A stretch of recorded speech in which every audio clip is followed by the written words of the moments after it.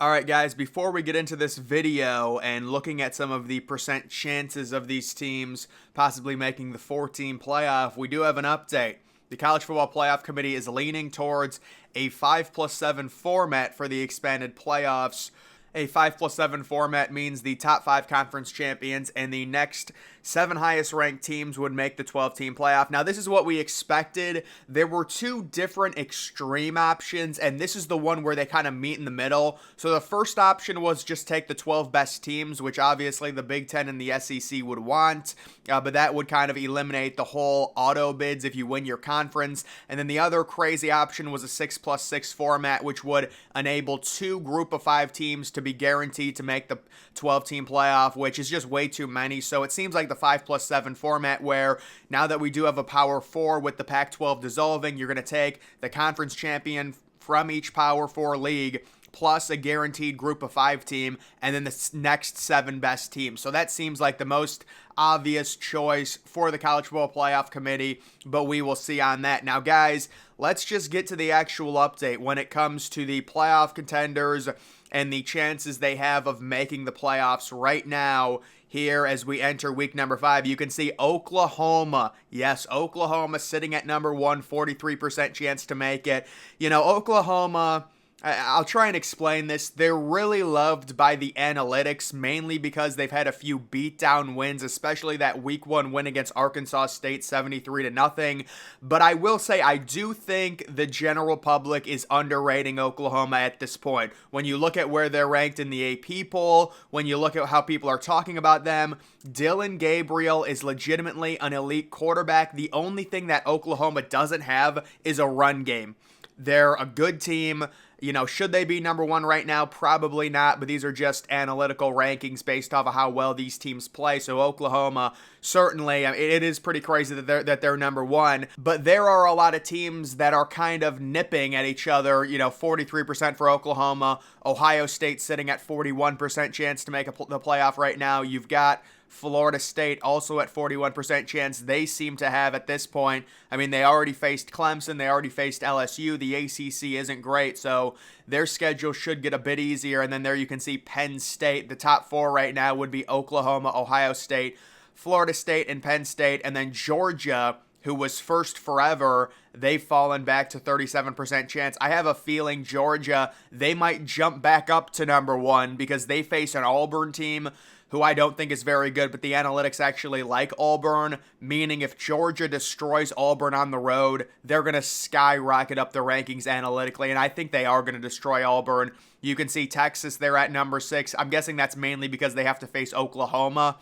Oregon at number 7. It's a very tough Pac-12, but I think, I mean, I'm not going to guarantee it. Based on this season, we should at least get 1 team from the Pac-12 to make the college football playoff. How cruel would it be if all of those teams just ate each other and they all somehow ended up with 2 losses? I think we'll get 1 Pac-12 team. You can see Washington at 25% chance, Michigan down at 16% chance, and then you do also have Miami getting a little shout out at 13% chance, USC at a 12% chance, North Carolina's not making the playoff, Alabama sitting at a 10% chance. That's interesting. And then you do have Syracuse at a 7% chance as well, getting a little shout out because they've been winning. And then these are just the overall rankings. You know, you can see after the top 14, after Syracuse, you do have Notre Dame sitting at number 15. So Notre Dame, you know, there's going to be dialogue about Notre Dame depending on what happens the next few weeks, but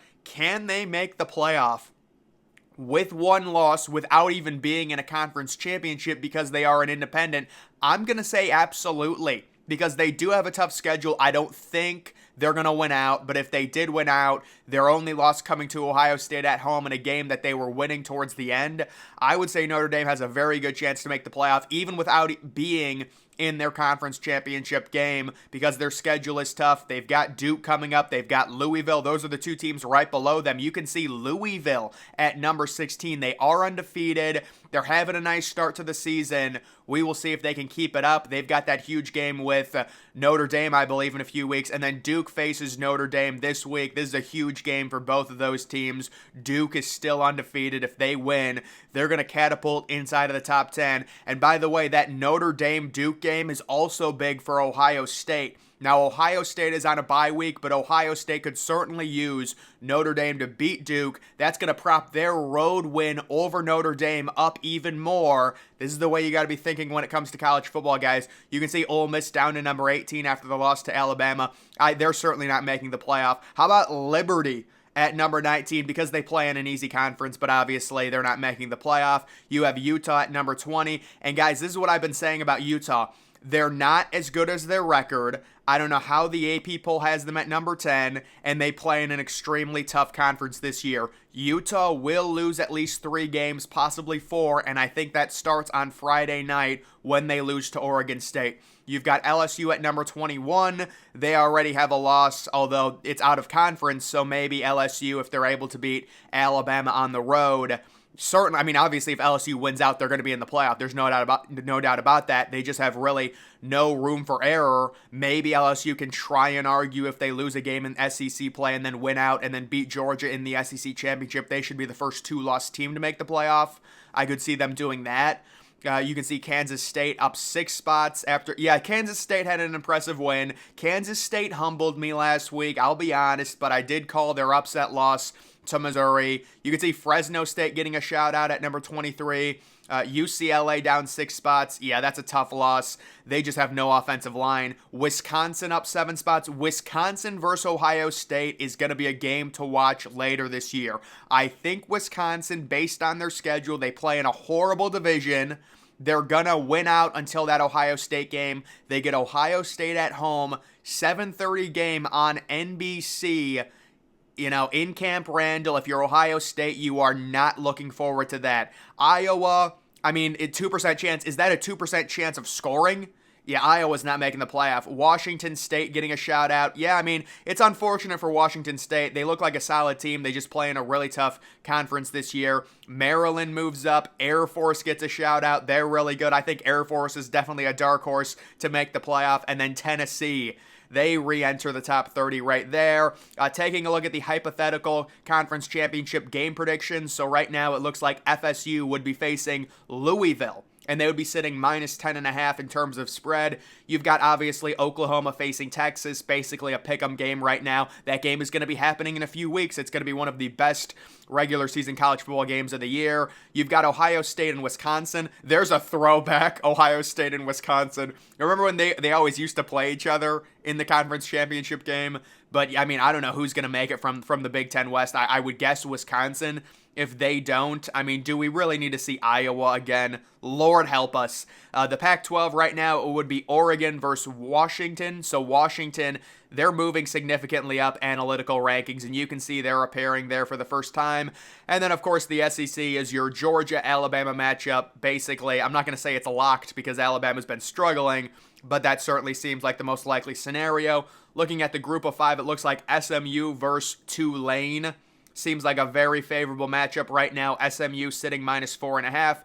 Liberty taking on Western Kentucky. Liberty minus 7.5. Ohio and Toledo, by far the 2 best teams in the MAC. And then you have Air Force, Fresno State. How about Air Force sitting minus 1 in that matchup? Yeah, I don't know why Air Force is not ranked. Air Force should be ranked like 23 if Fresno is ranked 25th. And then you do have South Alabama possibly taking on Appalachian State. Good for Appalachian State. Appalachian State, it kind of had a down year this year, but they're still possibly in the hunt. And then taking a look at the resume ranking. So this is just based off of your resume. And this is pretty interesting to see. It just comes down to, do you beat good teams and are you undefeated? So you can see Texas, they're number 1. No surprise, you beat Alabama in Tuscaloosa. That's like the best win of the season. Florida State sitting at number 2. They've got wins on the road at Clemson. The neutral site win against LSU. Ohio State up 14 spots to number 3. Their road win at Notre Dame. Utah at number 4. They've had some impressive wins. Penn State at number 5.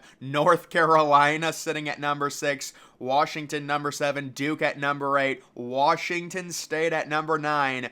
Oklahoma rounding out the top 10. Other interesting teams, you do have Missouri at number 13. You still have Colorado because Colorado did have a tough non-conference schedule. You know, TCU doesn't look that bad right now. That win looks pretty good on Colorado's resume considering it was a road win. And then they also did beat Nebraska, who's not terrible. They're at number 17, actually in front of Georgia. The only reason Georgia's that low is just because they haven't beaten anyone, and this is based off a resume. You can see Notre Dame down to number 20. How about West Virginia at number 21? Kansas at number 24, Michigan at number 25, just because they haven't beaten anyone. That's the reality of it. They faced one conference opponent, and it was Rutgers at home. Georgia State at number 27 in front of USC. That's based off of USC's schedule so far. Yeah, I mean, USC's schedule has been terrible now that I think about it, but they are going to face Colorado, so I guess we'll see this week. You've got Florida at 29 and then A&M at number 30. And then this is just a record achievement metric, the percent chance that an average top 25 FBS team would achieve a team's record or better given that schedule. So obviously Texas is going to come in at number 1. Yeah, this is basically roughly the same exact thing outside of maybe a few different teams. You do have James Madison making an appearance on there as well. So guys, that is going to do it for this video. Make sure you're following me on X. Link to that's always in the description.